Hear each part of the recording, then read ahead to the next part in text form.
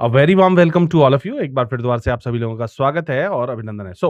आज हम लोग ओवरऑल स्ट्रेटजी प्लानिंग समझेंगे कि रीजनिंग को पढ़ने के लिए रीजनिंग ये जो सब्जेक्ट है कॉम्पिटिटिव एग्जाम के पॉइंट ऑफ व्यू से ओवरऑल इसकी क्या स्ट्रेटजी होनी चाहिए, किस तरीके से इस चैप्टर को हमें पढ़ना है, इसके टॉपिक्स को समझना है, किसका वेटेज ज़्यादा होता है, किन क्वेश्चंस पर हमें ज़्यादा ध्यान देना है, किन टाइप्स के क्वेश्चंस प्रीवियस ईयर के क्वेश्चन एग्जाम्स के अंदर ज़्यादा पूछे गए हैं, इन सभी पर हम लोग बात करेंगे एसएससी सीजीएल के पॉइंट ऑफ व्यू से।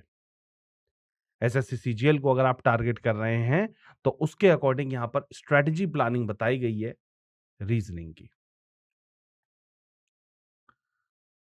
So, disclaimer: the images used in our slide deck are for educational purposes only. We respect the intellectual property rights of the original creators and owners of these images. If you are the owner and have any images used in this deck and have any concern or issues, please contact us at sathi@iitk.ac.in and we shall remove the images. Thank you. सबसे पहले हम लोग यहाँ पर index को समझते हैं कि बेसिकली किन किन चीजों को हम यहाँ पर देखने वाले हैं, क्या क्या स्ट्रेटजीज यहाँ पर समझनी है, उन सभी से रिलेटेड यहाँ पर इंडेक्स समझते हैं। तो सबसे पहले यहाँ पर हम लोग कॉमन क्वेश्चंस के बारे में पढ़ेंगे कि कॉमन क्वेरीज क्या क्या है, आपके फ्रिक्वेंट आस्क्ड क्वेश्चंस क्या क्या हैं। कॉमन क्वेरीज को समझेंगे, कॉमन क्वेश्चंस को। After that best online resources for reasoning, ये समझेंगे। Comprehensive study guide for reasoning SSC CGL. इसके बाद 75 डेज का जो स्टडी प्लान है हमारा उसको समझेंगे। Bonus tips, previous year questions, PYQs, की takeaways. After that common mistakes to avoid, solution to avoid these errors, additional tips, की डायग्राम्स या फिर flow chart. After that what to prioritise, after that memory tricks, bonus mirror water image, cap rule, expected weightage, trend analysis recent years के देखेंगे, की takeaways देखेंगे।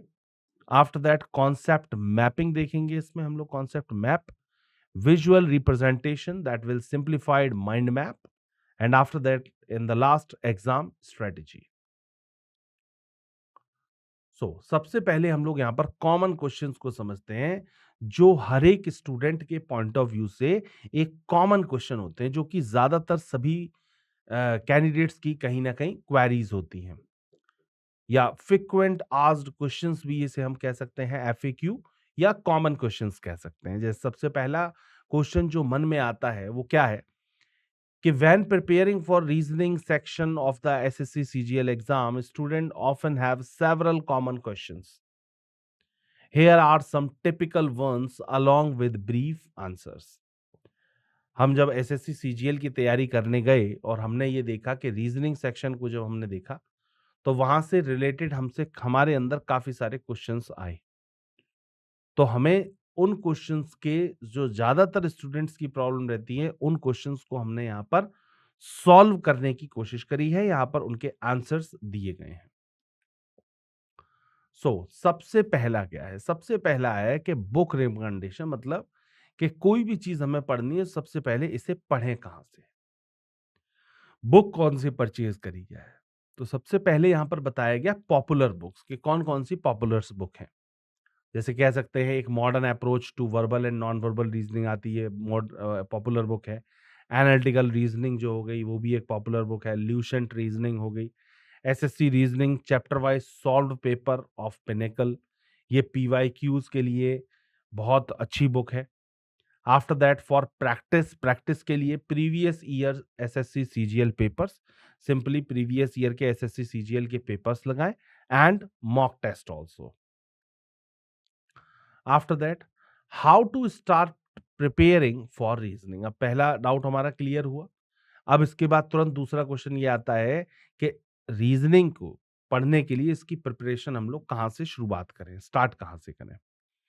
तो सबसे पहले क्या है कि बिगिन विद बेसिक्स। सबसे पहले हमें इसके बेसिक्स को समझना है, जो बेसिक रूल्स हैं, बेसिक स्ट्रेटजी जो है बेसिक जो नियम दिए हुए हैं उनको समझते हुए चलना है। Begin with basics like coding decoding हो गया, एनालॉजी हो गया, क्लासिफिकेशन हो गया, अल्फाबेटिकल के क्वेश्चन हो गए, इनसे हमें शुरुआत करनी है।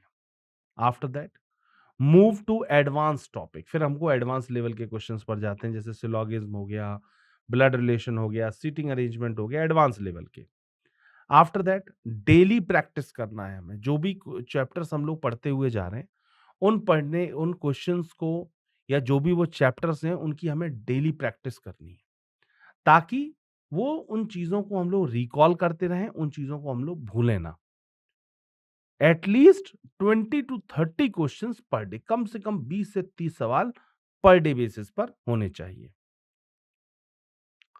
After that third one is important topics in reasoning for SSC CGL. अब यहां पर कुछ इंपॉर्टेंट टॉपिक्स समझाए गए हैं, हाई वेटेज टॉपिक्स होते हैं, उन्हें करना चाहिए। आफ्टर दैट वर्बल रीजनिंग की अगर मैं बात करूं, जिसका सबसे ज्यादा वेटेज है या सबसे ज्यादा क्वेश्चंस जहां पर पूछे जाते हैं, वो एक एनालॉजी है, क्लासिफिकेशन है, सीरीज में कोई भी, either it is a number, alphabet या फिर मिक्स्ड सीरीज हो वो, कोडिंग डिकोडिंग के क्वेश्चंस हैं, ब्लड रिलेशन है, डायरेक्शन एंड डिस्टेंस है, सिलोगिज्म है, स्टेटमेंट एंड कंक्लूजन है। नाउ ना नॉन वर्बल, जिसका हाई वेटेज रहता है, नॉन वर्बल में सबसे ज्यादा मिरर और वाटर इमेज, सबसे ज्यादा क्वेश्चंस पूछे जाते हैं यहां से। After that paper folding and cutting, after that figure completion, और उसके बाद डाइज एंड क्यूब्स के question. Now next one is moderate topics. अब मॉडरेट टॉपिक्स कौन से हैं? मॉडरेट का मतलब हो गया जो एक ना ही हाई है बहुत ज्यादा और ना बहुत ज्यादा लो है, मतलब एक के तरीके से कह सकते हैं कि बीच के जो टॉपिक्स हैं वो समझते हैं मॉडरेट टॉपिक्स। वो क्या है? जैसे सीटिंग अरेंजमेंट हो गया, सर्कुलर या लीनियर हो। आफ्टर दैट पजल्स हो गया, जो फ्लोर बेस्ड पजल है, बॉक्स बेस्ड पजल है, ये पजल बेस्ड, ये सब मॉडरेट टॉपिक्स हो जाते हैं, जो जिनका वेटेज बहुत ज्यादा नहीं है, लेकिन फिर भी स्टिल हमें पढ़ना है क्योंकि यहाँ से क्वेश्चंस पुट अप किए जाते हैं। After that fourth one is should I revise NCERT for reasoning? क्या हमें एनसीईआरटी पढ़नी चाहिए रीजनिंग को करने के लिए या इसकी बेसिक्स को करने के लिए? तो यहां पर आंसर दिया गया कि NCERT is not directly helpful for reasoning unlike maths और इंग्लिश। अगर आप मैथ्स और इंग्लिश की बात करते हैं तो वहां पर तो एनसीईआरटी का यूज है। तो अगर आप 10th क्लास तक की एनसीईआरटी कर रहे हैं तो वेल एंड गुड, लेकिन यहीं पर अगर रीजनिंग की बात करी जाए तो रीजनिंग के लिए ऐसा एनसीईआरटी के लिए कोई पर्टिकुलर आपके लिए बुक नहीं है कि हाँ भाई आप इस बुक को पढ़ करके और रीजनिंग पढ़ी जा सकती है या स्टार्टिंग लेवल पे उसे पढ़ा जा सके। However class 6 to 8 NCERT reasoning book, लेकिन एनसीईआरटी की एक रीजनिंग बुक आती है जो 6 to 8 क्लास तक की होती है। अगर वो अवेलेबल है, इफ इट इज अवेलेबल या if it is easily available, then it can be help to build a basics. आपके बेसिक्स को बिल्डअप करने के लिए उससे आपको कहीं ना कहीं हेल्प मिल सकती है। Now the fifth question is how to improve speed accuracy. अब स्पीड और एक्यूरेसी ये दो अलग अलग चीजें हैं। स्पीड क्या है कि कोई भी क्वेश्चन को आप कितनी जल्दी कर पा रहे हैं, और एक्यूरेसी क्या है, कितना सही कर रहे हैं। सिर्फ जल्दी कर देने से आप ये सोचें कि क्वेश्चन सही हो जाए, नहीं, जल्दी भी करना है और सही भी करना है, तो एक्यूरेसी भी होनी चाहिए एज वेल एज स्पीड भी होनी चाहिए। सबसे पहला दिया हुआ है इसके अंदर time bound practice, solve question in 30 to 45 second. कोशिश हमेशा ये करिए कि कोई भी क्वेश्चन आ रहा है तो 30 से 45 second, max to max 45 seconds जाना चाहिए। इससे ज्यादा अगर आप इन्वेस्ट कर रहे हैं किसी क्वेश्चन पर तो वो कहीं ना कहीं टाइम की वेस्टेज हो जाती है। After that learn shortcuts. आपको शॉर्टकट्स को समझना है, शॉर्टकट्स को लर्न करना है, क्योंकि जितने ज्यादा शॉर्टकट्स होंगे आप उतनी ही जल्दी क्वेश्चंस को कर पाएंगे solve. Specially for series, coding decoding, इनके लिए शॉर्टकट्स जो हैं, शॉर्टकट कीज जो हैं, उन्हें लर्न करना है। After that take mock test. Mock test को आपको देना है, वो भी रेगुलरली बेसिस पर, टू एनालाइज वीक एरियाज। जब आप मॉक टेस्ट देते हैं तो आपको वहां से ये पता चलता है कि आपके वीक एरियाज कौन कौन से हैं, आप किन टॉपिक्स के अंदर ज्यादा वीक हैं। तो जिन टॉपिक्स पर आपकी पकड़ कम है, जो आपके कमजोर हैं टॉपिक्स, उन पर आपको ज्यादा एफर्ट लगाना है, उन पर ज्यादा पढ़ाई करनी है उन टॉपिक्स की। Now the sixth one is, our previous year questions PYQs important? क्या प्रीवियस ईयर क्वेश्चंस जो होते हैं वो इंपॉर्टेंट होते हैं? तो बोला गया yes, PYQs help, PYQ helps understand repetitive patterns, example similar coding, decoding logic। अगर बात करी जाए PYQs की, तो PYQs करने के लिए इसीलिए बोला जाता है क्योंकि क्वेश्चंस कहीं ना कहीं रिपीट होते हैं, कि जो आप क्वेश्चन आज देख रहे हैं ये पहले प्रीवियस में किसी एग्जाम्स के अंदर पूछा जा चुका है, या आज से पहले इसी एग्जाम के अंदर सेम क्वेश्चन पिछले 3 साल पहले बोल आया था। तो इसीलिए ही PYQ सॉल्व करने के लिए बोला जाता है। Solve last 5 year, at least 5 year question papers of SSC CGL reasoning questions. At least कम से कम पिछले 5 सालों के आपको क्वेश्चंस को सॉल्व करना है, मिनिमम 5 ईयर्स। 5 to 10, 10 साल तक अगर आप जा रहे हैं तो भी कोई प्रॉब्लम नहीं है, लेकिन कम से कम एटलीस्ट 5 साल के तो सॉल्व करने ही हैं।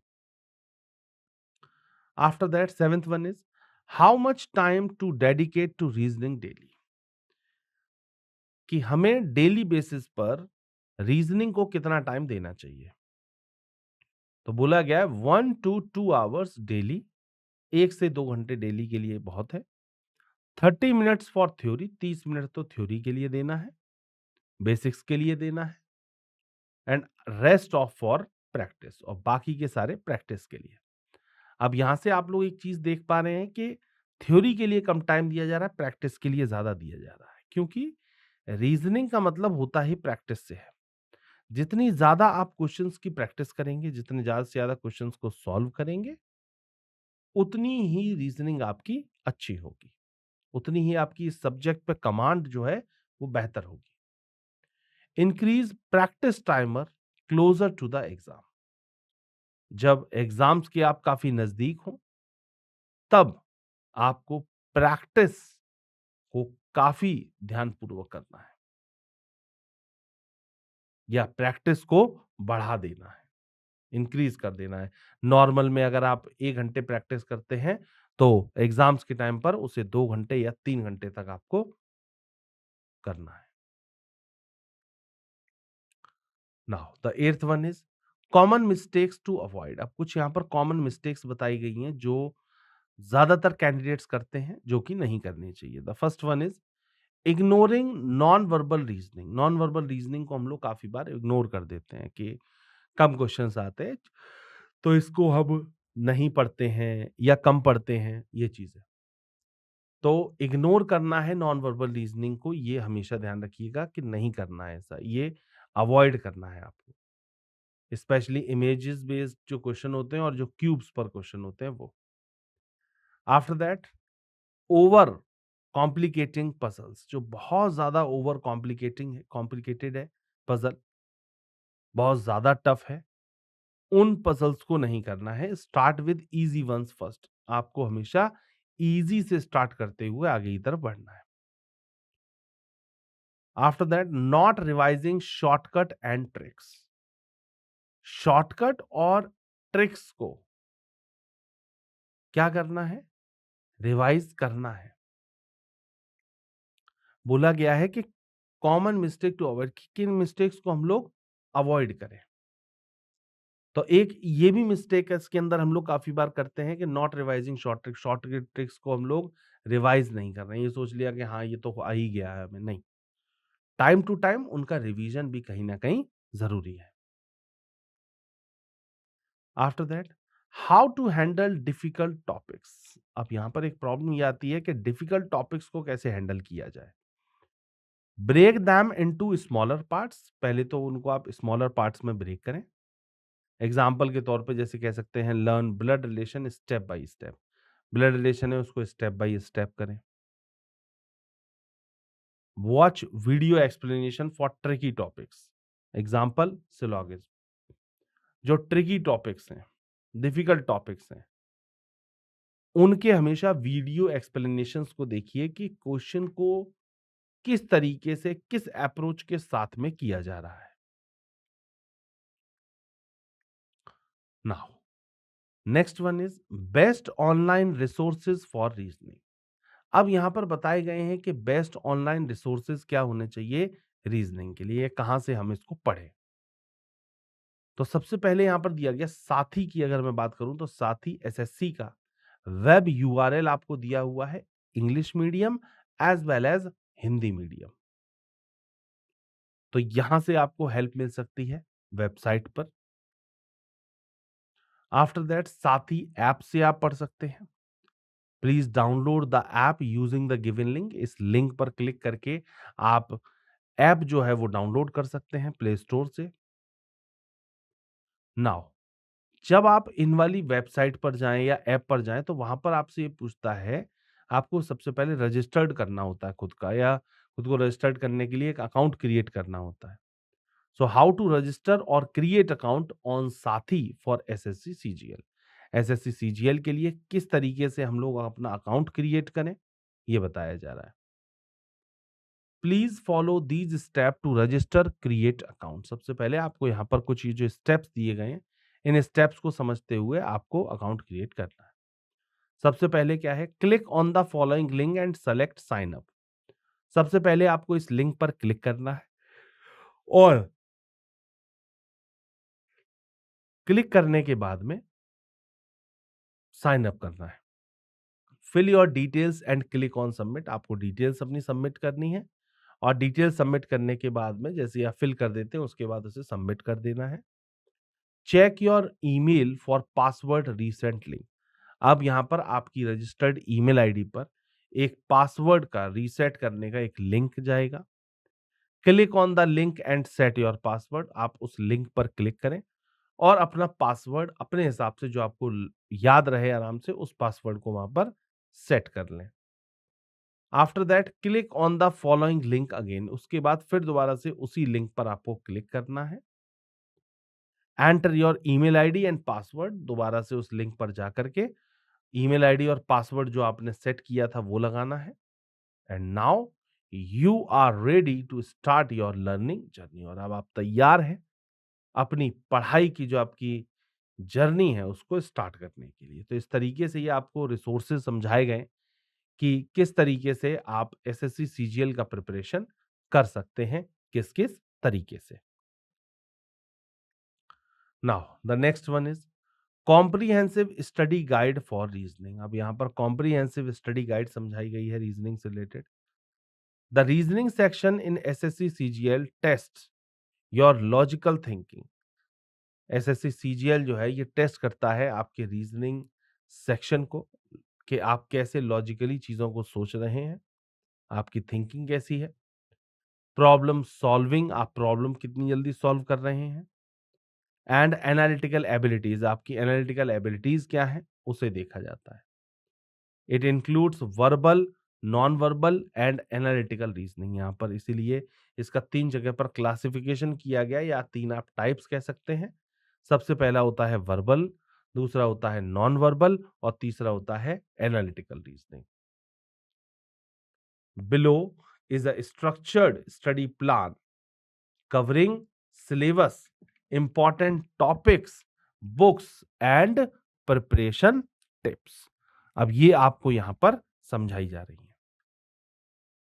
क्या बताया गया है इसके अंदर कि below is a structured study plan. यहां पर एक स्ट्रक्चर्ड प्लान आपको समझाया जा रहा है और उस प्लान के अंदर क्या है, विच कवर्ड सिलेबस, आपको सिलेबस बताया जा रहा है, इंपॉर्टेंट टॉपिक्स बताए जा रहे हैं, बुक्स बताई जा रही हैं और प्रिपरेशन की कुछ आपको टिप्स समझाई गई हैं। सबसे पहला क्या है, SSC CGL reasoning syllabus. SSC CGL का रीजनिंग का सिलेबस समझते हैं कि क्या क्या चीजें हमें इसके अंदर पढ़नी है। तो सबसे पहले इसके अंदर आ रहा है the reasoning section is divided into verbal and non verbal reasoning. सबसे पहले रीजनिंग को पढ़ने के लिए हमने इसका दो जगह पर क्लासिफिकेशन किया। सबसे पहली वर्बल और दूसरी नॉन वर्बल। तीसरी एक और होती है एनालिटिकल रीजनिंग, उसे आप तीसरा टाइप कह सकते हैं, लेकिन वो इस पर्टिकुलर एसएससी सीजीएल के पॉइंट ऑफ व्यू से बहुत कम क्वेश्चंस आते हैं उसके, बिल्कुल ना के बराबर। वहीं अगर एनालिटिकल रीजनिंग की अगर मैं बात करूं या लॉजिकल रीजनिंग बात करूं तो वो बैंक के टॉपिक में बहुत ज्यादा पूछे जाते हैं। तो सबसे पहले यहां पर वर्बल रीजनिंग को समझाया गया है। वर्बल रीजनिंग के अंदर सबसे पहले आ जाता है एनालॉजी। अब एनालॉजी दो तरीके की, या तो वर्ड होगी या फिर नंबर बेस्ड होगी। After that second one is classification, जिसे हम लोग ऑड वन आउट भी कहते हैं, उसके क्वेश्चंस आते हैं। After that third one is series. अब सीरीज कोई भी हो सकती है, अल्फा न्यूमेरिक हो सकती है, नंबर हो सकते हैं, लेटर सीरीज हो सकती है। After that fourth one is coding decoding, चौथा है कोडिंग डिकोडिंग। लेटर शिफ्टिंग की बात हो या सिंबल कोडिंग की बात करो, इससे रिलेटेड क्वेश्चंस आते हैं। Fifth one is blood relation, पांचवा कौन सा होता है, ब्लड रिलेशन होता है। फैमिली ट्री आती है, कोडेड रिलेशंस आते हैं, ये सारी चीजें ब्लड रिलेशन में पूछी जाती हैं। सिक्स्थ वन, छठे नंबर पे क्या है, डायरेक्शन एंड डिस्टेंस। इसके अंदर शैडो बेस्ड क्वेश्चन होते हैं, डायरेक्शन बेस्ड होते हैं, डिस्टेंस बेस्ड भी क्वेश्चन आते हैं। After that seventh one is order and ranking, जिसके अंदर पोजीशन टेस्ट के क्वेश्चन आते हैं, रैंकिंग से रिलेटेड, पजल से रिलेटेड, ये क्वेश्चंस देखने को मिलते हैं इसमें। Eighth one is syllogism. Syllogism के अंदर या तो वेन डायग्राम बेस्ड होते हैं, लॉजिकल कंक्लूजन्स पर जो होते हैं, वो सारे क्वेश्चन सिलोगिज्म के ही पूछ लिए जाते हैं। After that ninth one is mathematical operations, जिसके अंदर हम लोग बॉडमास या सिंबल रिप्लेसमेंट के पैटर्न को फॉलो करते हुए क्वेश्चन को सॉल्व करते हैं। After that logical Venn diagram, जो कि स्पेशली इसके अंदर जो ओवरलैपिंग का जो कॉन्सेप्ट होता है वो। स्टेटमेंट एंड कंक्लूजन, जो कि लॉजिकल डिडक्शन आप कह सकते हैं, लॉजिकली चीजों को सोचना, जो कि एक एनालिटिकल का भी पार्ट है या लॉजिकल रीजनिंग का भी पार्ट है। आफ्टर दैट स्टेटमेंट अजम्पशंस हो जाता है। आफ्टर दैट सिटिंग अरेंजमेंट, या फिर सर्कुलर या फिर लीनियर या फिर मैट्रिक्स बेसिस पर। Now 14th one is input output, machine based arrangement सबसे ज्यादा पूछा जाता है इसमें। 15th one is logical arrangement of words, that is meaningful words from jumbled letter, मतलब जो जम्बल्ड लेटर हैं उनसे एक मीनिंगफुल वर्ड बना करके तैयार करना। After that alphabet and number test. अब अल्फाबेट और नंबर टेस्ट में क्या होता है, अल्फाबेट और लेटर के बेस्ड पर जो क्वेश्चंस आते हैं या नंबर बेस्ड पर जो क्वेश्चन आते हैं, उसे हम लोग कहते हैं alphabet number test. After that 17th one is puzzles, puzzles के question. 18th one is inserting the missing character, inserting the missing character से related questions. 19th is clock. 20 is calendar, clock और कैलेंडर से भी questions पूछ लिए जाते हैं। Now next one is 21 problem based on ages. 22 mathematical reasoning. 23rd is matrix coding. 24th is course of action, ये भी एक तरीके से लॉजिकल रीजनिंग का क्वेश्चन है, लॉजिकल रीजनिंग का पार्ट है। Now the next one is B, that is non verbal reasoning. अब यहां पर ये 24 टॉपिक खत्म करने के बाद इसके बाद आ जाती है नॉन वर्बल रीजनिंग। तो नॉन वर्बल रीजनिंग के अंदर सबसे ज्यादा जिसका वेटेज रहता है वो है mirror and water images. After that paper folding and cutting, paper fold करना और उसे काटना। आफ्टर दैट एम्बेडेड फिगर, छिपी हुई आकृति पर जो क्वेश्चन है वो third. Fourth one is figure completion. Figure completion का मतलब हो गया किसी भी फिगर को कंप्लीट करना, ये भी नॉन वर्बल का सेक्शन है। Fifth one is pattern series and analogy. अगला जो है वो पैटर्न सीरीज है, या ये कह सकते हैं कि एनालॉजी है। And after that cube and dice, जो कि एक विजुअल रीजनिंग का एक पार्ट होता है, उसके भी क्वेश्चंस यहाँ पर नॉन वर्बल सेक्शन के अंदर पूछ लिए जाते हैं। तो 24 टॉपिक ये हो गए, 6 टॉपिक ये हो गए, तो 30 टॉपिक इस तरीके से आपको टोटल तैयार करने हैं अपने एसएससी सीजीएल की रीजनिंग को पॉइंट आउट करते हुए। Now the next one is comprehensive study for guide for reasoning. The second one is important topic and weightage. अब यहां पर बताया गया important topic कौन से हैं और उनका weightage कितना है। तो सबसे पहले यहां पर कुछ कोड टॉपिक्स दिए गए हैं। पहला टॉपिक है coding and decoding. Expected questions कितने हैं, जैसे 3 to 5 क्वेश्चंस पूछ लिए जाते हैं, इजी या टू मॉडरेट लेवल के कह सकते हैं। ब्लड रिलेशन के अंदर 2 से 3 क्वेश्चन मॉडरेट लेवल के। सीरीज के अंदर अल्फा या फिर नंबर 3 से 4 expected question, easily to moderate. After that analogy, analogy के अंदर 2 से 3 क्वेश्चन पूछे जाते हैं, वो भी easy. After that syllogism, syllogism में 2 से 3 क्वेश्चन पूछे जाते हैं मॉडरेट लेवल के। और सिटिंग अरेंजमेंट के अंदर 2 से 4 क्वेश्चन पूछे जाते हैं, वो भी moderate to hard level. Now the next one is direction sense. अब यहाँ पर डायरेक्शन सेंस आ जाता है, जिसमें 1 से 2 क्वेश्चन पूछे जाते हैं, वो भी बिल्कुल easy. After that non verbal images based जो क्वेश्चन होते हैं वो 2 से 3 क्वेश्चन पूछ लिए जाते हैं, वो भी मॉडरेट लेवल के। और रैंकिंग एंड ऑर्डर आता है लास्ट में, last but not the least. तो रैंकिंग के अंदर 1 से 2 क्वेश्चन पूछे जाते हैं, और जो कि इजी लेवल के कहीं ना कहीं रहते हैं। Now the next one is third one, best books for SSC CGL reasoning. अब यहां पर बताया गया है कि बेस्ट बुक्स कौन सी हैं एसएससी सीजीएल को पॉइंट आउट करते हुए। बेस्ट बुक्स, तो सबसे पहले यहां पर बताया गया था a modern approach to verbal and non verbal reasoning. एक तो ये हो गई, और ये किसके लिए अच्छी है, ये best for basics and practice. आपको अगर अपना बेस मजबूत करना है तो उसके लिए रीजनिंग के लिए ये बेस्ट बुक है अ modern approach. After that analytical reasoning. अब एनालिटिकल क्या है, best for basics and practice. ये बेसिक्स के लिए और प्रैक्टिस के लिए सबसे ज्यादा बेस्ट है कहीं ना कहीं। After that analytical reasoning. Analytical reasoning किसके लिए है, good for puzzles and sitting arrangement. ये पजल्स के लिए और सिटिंग अरेंजमेंट के लिए सबसे बेस्ट है। After that Lucent reasoning. Lucent reasoning जो है ये कवर्स ऑल टॉपिक कॉन्साइजली। इसके अंदर सभी टॉपिक्स को कहीं ना कहीं कवर किया जाता है। After that pinnacle SSC reasoning chapter wise solve paper, previous year question with solution. तो इस तरीके से यहाँ पर हमने इसको बेस्ट कुछ बुक्स बताई हैं, आपको रिकमेंड करी हैं कि इस तरीके की बुक्स अगर आप पढ़ेंगे तो कहीं ना कहीं क्वेश्चंस को कर पाएंगे। Now the fourth one is preparation strategy. अब यहाँ पर आता है कि प्रिपरेशन स्ट्रेटजी क्या है। सबसे पहली क्या है, अंडरस्टैंड द बेसिक्स। सबसे पहले आपको यहाँ पर बेसिक्स को समझना है, सबसे पहली चीज। स्टेप फर्स्ट यही है कि बेसिक्स को समझना। तो बेसिक्स को कैसे समझेंगे, बेसिक्स को ऐसे समझेंगे कि learn fundamental concepts, example coding rules, blood relation, symbols.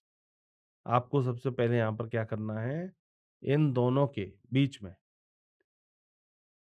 कि कोडिंग डिकोडिंग के रूल्स और as well as blood relation के जो सिंबल्स हैं, इन दोनों के बीच में बात को समझते हुए, क्वेश्चंस के लॉजिक को समझते हुए क्वेश्चन को सॉल्व करना है। After that a modern approach to verbal and non verbal reasoning. जो मॉडर्न अप्रोच है वर्बल और नॉन वर्बल रीजनिंग की। Step 2 topic wise practice. अब नेक्स्ट आता है टॉपिक वाइज प्रैक्टिस का, कि प्रैक्टिस जो करनी है वो टॉपिक वाइज करनी है। First one is focus on high weightage topic. आपको सबसे पहले तो हाई वेटेज जो टॉपिक्स हैं उन पर ध्यान दीजिए कि हाई वेटेज, सबसे ज्यादा वेटेज किससे आ रहा है मेंस के अंदर। अगर मैथ से ज्यादा आ रहा है तो मैथ से क्वेश्चन करिए, अगर इंग्लिश से ज्यादा आ रहा है तो इंग्लिश से ज्यादा क्वेश्चन करिए। Focus on high weightage topic, first coding series and then blood relation. After that solve previous year questions PYQs from Pinnacle, Pinnacle से करिए।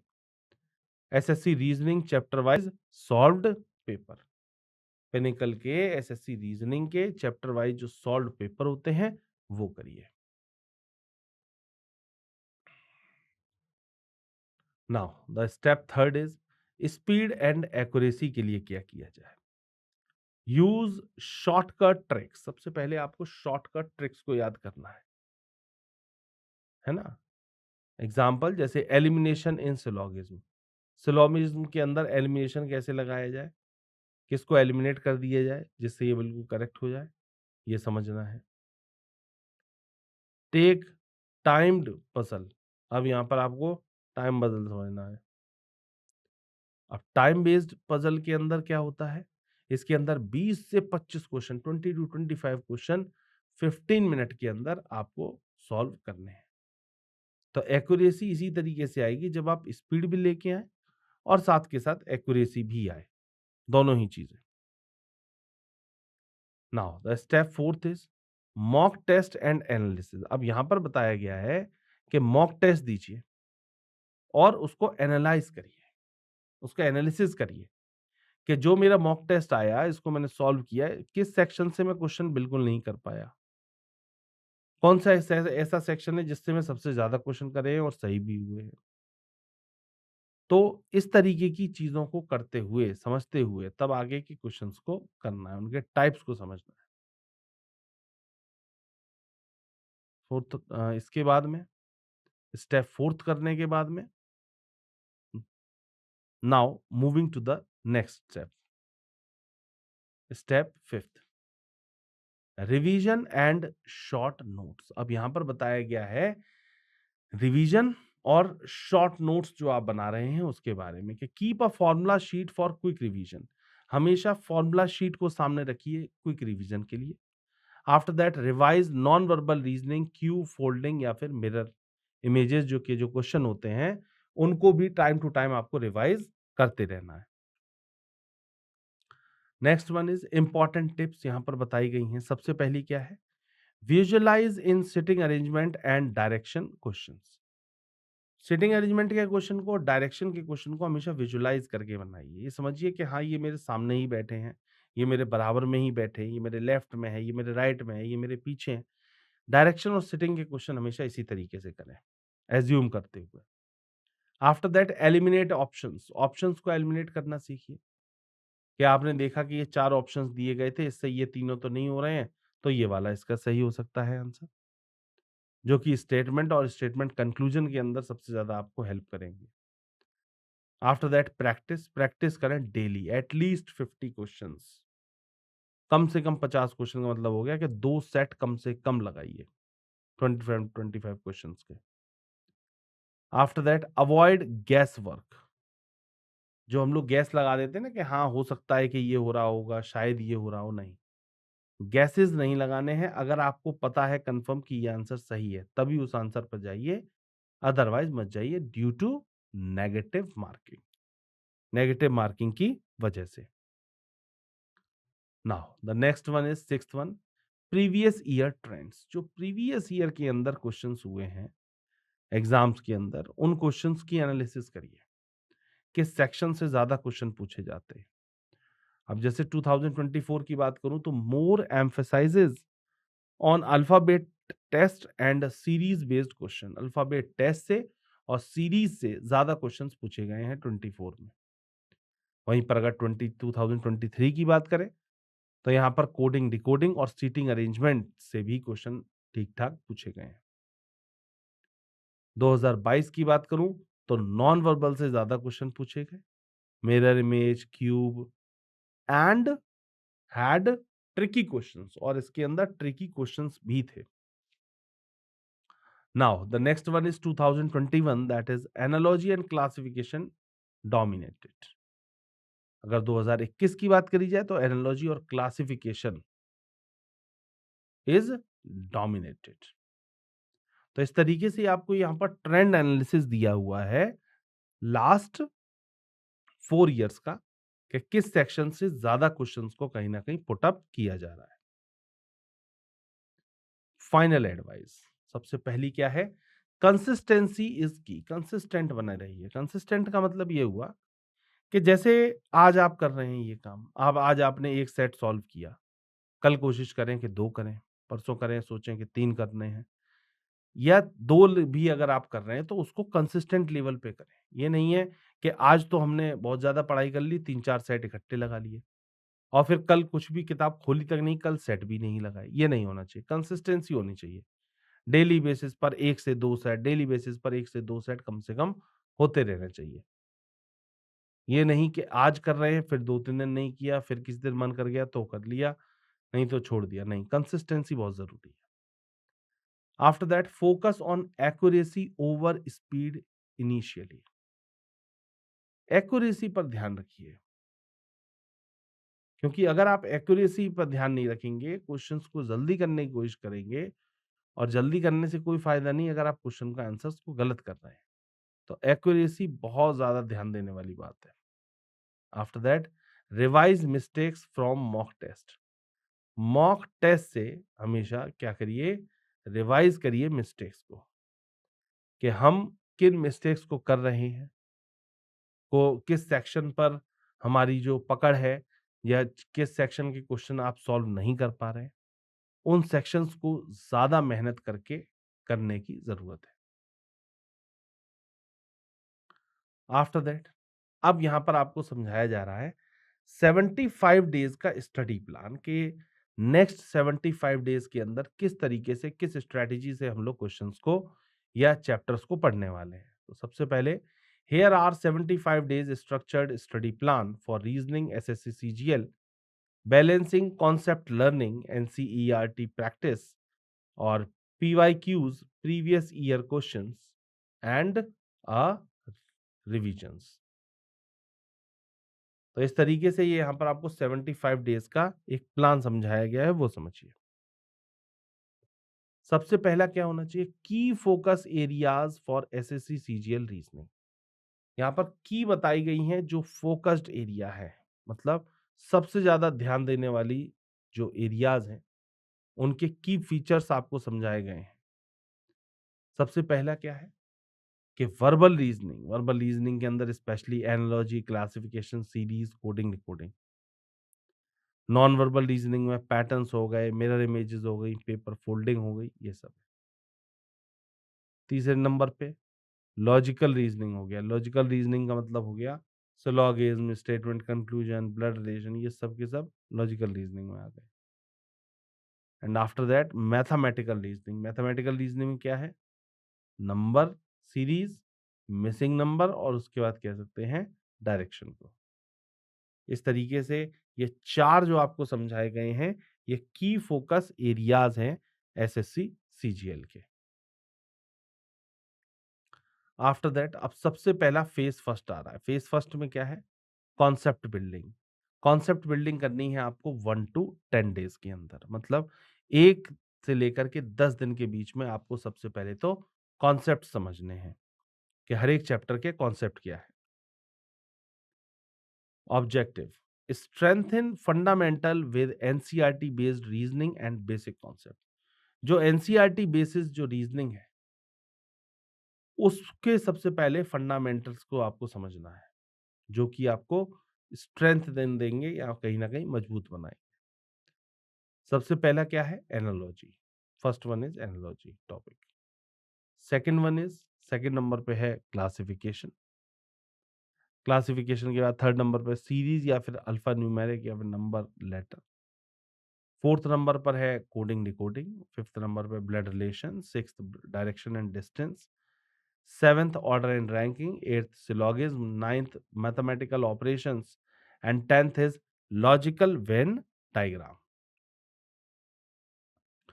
डेली रूटीन यहाँ पर बताया गया है कि मॉर्निंग के टाइम पर आपको एटलीस्ट 1.5 घंटे स्टडी करनी है, लर्न थ्योरी करें उसमें, और इवनिंग के अंदर 1 आवर के अंदर सॉल्व 20 टू 30 बेसिक क्वेश्चन, 20 से 30 बेसिक क्वेश्चंस को सॉल्व करना है।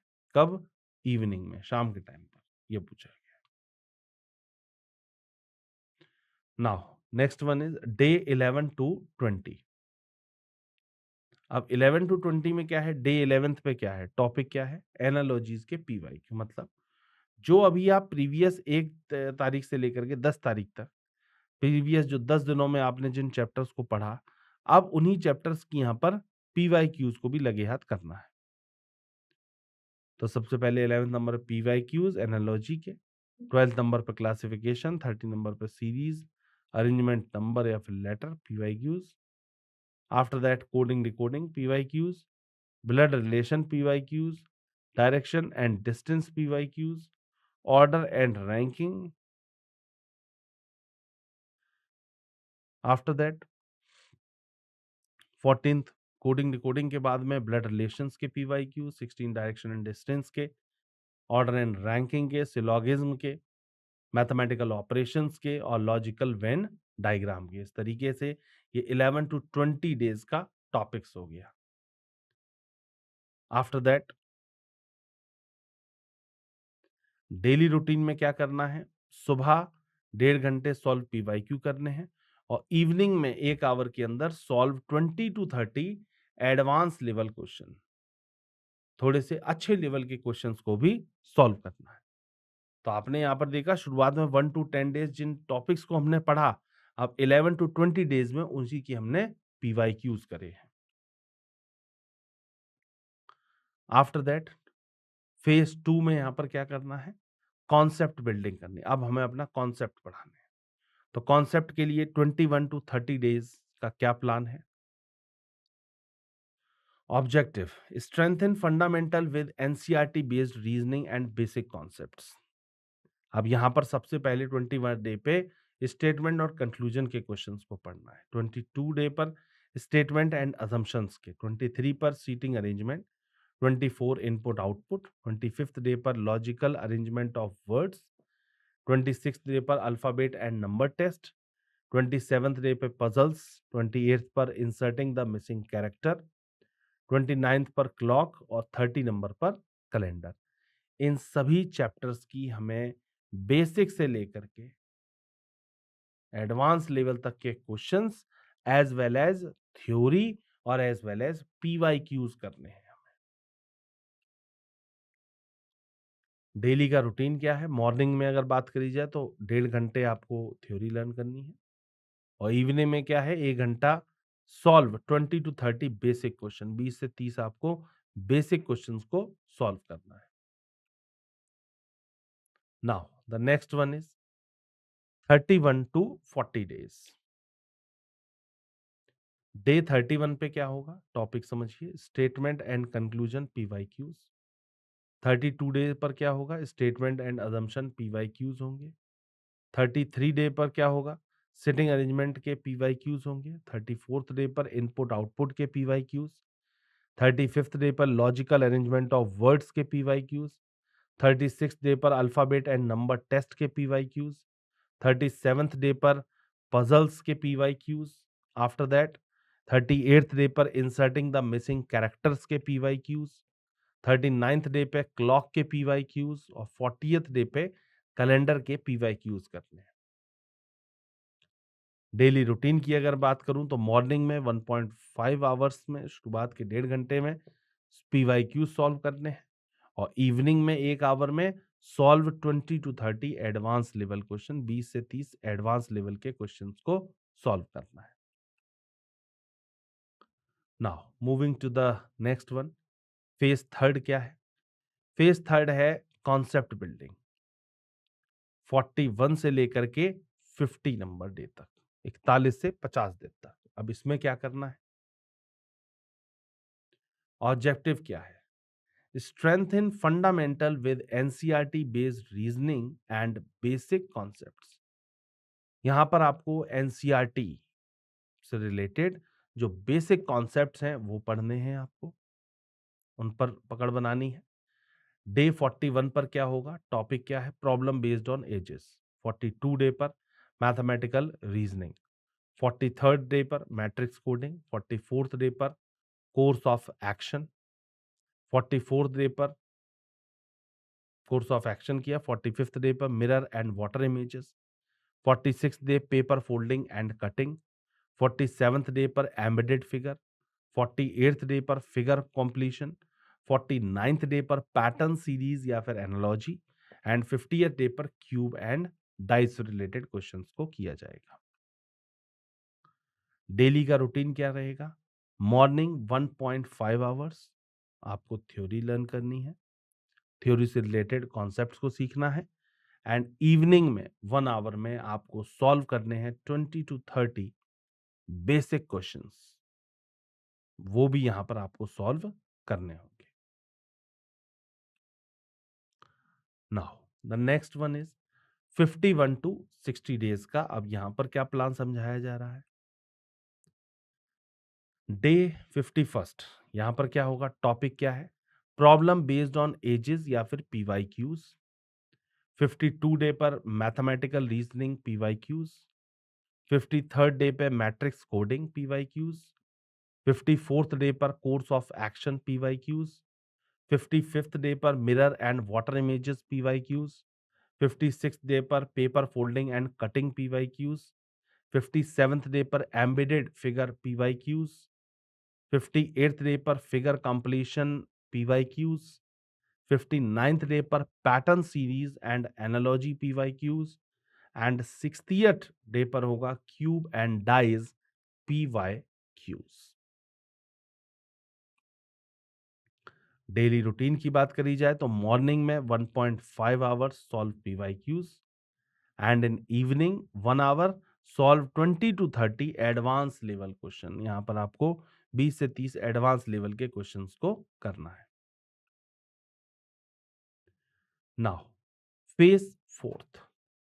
Phase fourth is full length test and revision. अब यहां पर अभी तक आपने क्या किया, 60 डेज में आपने पूरे के पूरे जितने भी चैप्टर्स आपको हैं उन सभी चैप्टर्स को एज वेल एज उनके पीवाईक्यूज को आपने यहां पर सॉल्व किया।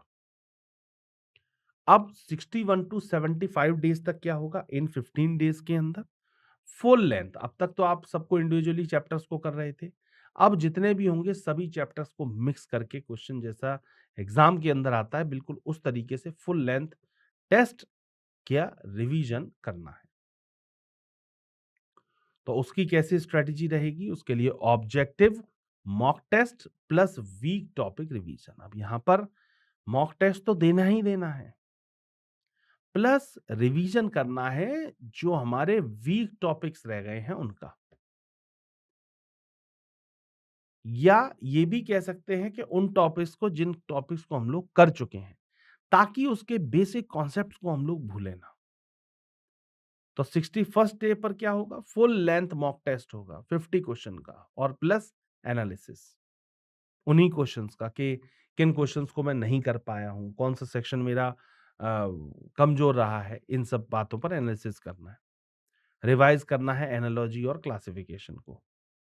62 डे पर भी यही करना है, मॉक टेस्ट 2 लगाना है, revise series and coding recording.